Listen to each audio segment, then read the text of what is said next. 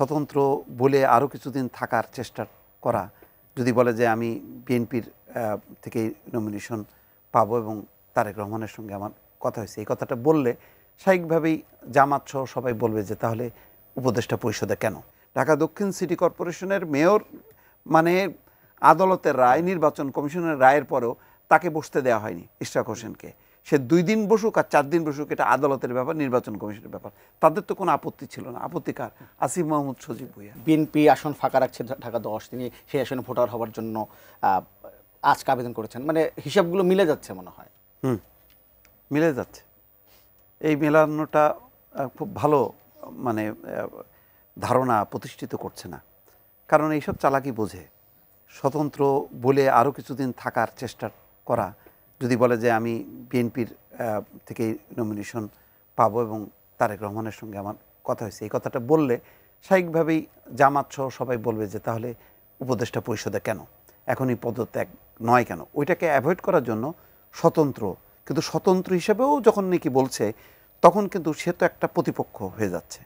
স্বতন্ত্রেরও তো একটা মানে নির্বাচন, তার রাজনীতি একটা থাকে, তখন তার উপদেষ্টা পরিষদে থাকা উচিত নয়। এই যে একটা ধোঁয়াশাপূর্ণ কথাবার্তা যে আমি ধানমন্ডিতেই বাসা নেব, আমি এখানেই করব, তাহলে মুরাদনগর নিয়ে যা যা হলো, মুরাদনগরের তো ওখানে মানে কায়কোবাদ, মোফাজ্জল হোসেন চৌধুরী কায়কোবাদ, তারা পুরো বিএনপি জানে যে তার প্রতিপক্ষ হিসেবে আসিফ মাহমুদ সজীব ভুঁইয়া দাঁড়াচ্ছে এবং সেখানে অলরেডি সংঘাতপূর্ণ অবস্থা কয়েক দফা হয়েছে, তার বাবাও নামছে। তো এই অবস্থার থেকে পিক করে বিএনপি তাকে ঢাকা 10-এ দিচ্ছে, বিষয়টা হয়তো এরকম।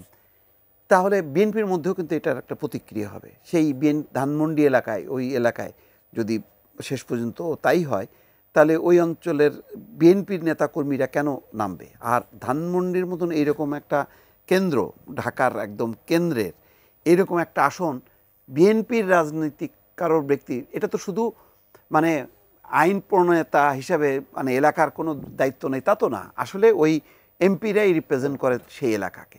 এইরকম একটা এলাকা তার মানে দলের বাইরে আরেকজন ব্যক্তিকে দেবে, যার সাথে ইতিমধ্যেই মানে ঠোকাঠুকি আছে। মানে এখন মুরাদনগরে ঠোকাঠুকি মানে এই তো না যে এই অঞ্চলে তার প্রভাব নেই, বিএনপি নেতাকর্মীদের মধ্যে এর একটা প্রভাব আছে। আর ঢাকাতেই কিন্তু ঠোকাঠুকি হয়েছে। ঢাকা দক্ষিণ সিটি কর্পোরেশনের মেয়র মানে আদালতের রায়, নির্বাচন কমিশনের রায়ের পরেও তাকে বসতে দেওয়া হয়নি ইশরাক হোসেনকে। সে 2 দিন বসুক আর 4 দিন বসুক, এটা আদালতের ব্যাপার, নির্বাচন কমিশনের ব্যাপার। তাদের তো কোনো আপত্তি ছিল না। আপত্তিকার আসিফ মাহমুদ সজীব ভুঁইয়া। তো এখানে ঢাকার নেতাকর্মীরাই তো বিক্ষুব্ধ হয়ে আছে। তো তাকে যদি বিএনপির নমিনেশনটা দেয়, এত সোজা না যে আমি দিলাম, এটা মুড়ি মানে ছেলের হাতের মোয়ার মতন যে আমি যা খুশি তাই আমি খাওয়াই দিতে পারবো, অত সোজা না। নির্বাচনটা যতটা বিএনপি আমার ধারণা যে মনে করতেছে সহজ, ততটা না।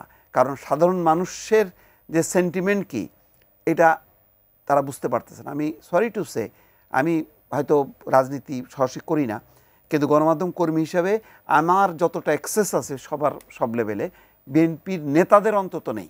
কারণ নেতাদের কাছে যারা ভেড়ে সব ধানের শীষ দেখে, বিএনপি দেখে, অন্য কিছু দেখে না। শেখ হাসিনা যেমন 15 বছর শুধু নৌকার আওয়ামী লীগ ছাড়া আর কিছু দেখতো না, কিন্তু আমরা সবগুলি দেখি। সবগুলো দেখে আমার মনে হচ্ছে যে এইগুলি কিছু বিএনপি কিছু আত্মঘাতী সিদ্ধান্ত নিতে যাচ্ছে।